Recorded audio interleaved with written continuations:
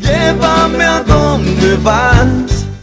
Claro que sí, como esta que dice que el gobierno nacional hizo una estrategia con el sector privado para que más familias de clase media puedan adquirir automóviles 0 kilómetro. Se trata de vehículos ensamblados en Brasil y Paraguay que pueden ser adquiridos con 990.000 guaraníes mensuales a un plazo de 60 cuotas con una tasa de interés del 8,5% vía Banco Nacional de Fomento, alcanzando un monto de 52 millones de guaraníes. Los requisitos son mínimos, como por ejemplo recibir de pago de salario de los últimos 3 meses, y son autos de la marca Jack, Volkswagen, Renault, Chevrolet con 5 años de garantía.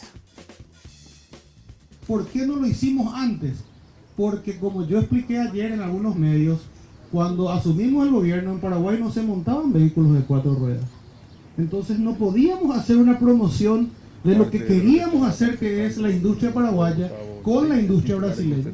¿Cuántos vehículos dispuestos estarían? Y ahí se anunció que en principio van a ser 500 vehículos que van a ser como punto de partida y la tasa de interés es 8,5 anual. ¿La gente del interior también va a poder acceder a esto? Todos los que tengan y reúnan las condiciones que se requieren para poder acceder. No hay acá ningún tipo de exclusión. Para acceder a esto? Y le acabo de decir, aquellos que sean funcionarios públicos que cobren con el banco, simplemente la certificación de sus respectivos ingresos, que prueben dónde trabaja, qué cargo tiene y qué remuneración tiene con 3 años de antigüedad. Para los que no son funcionarios, la declaración jurada de sus IVA mensuales que reflejen los ingresos que tengan como independientes.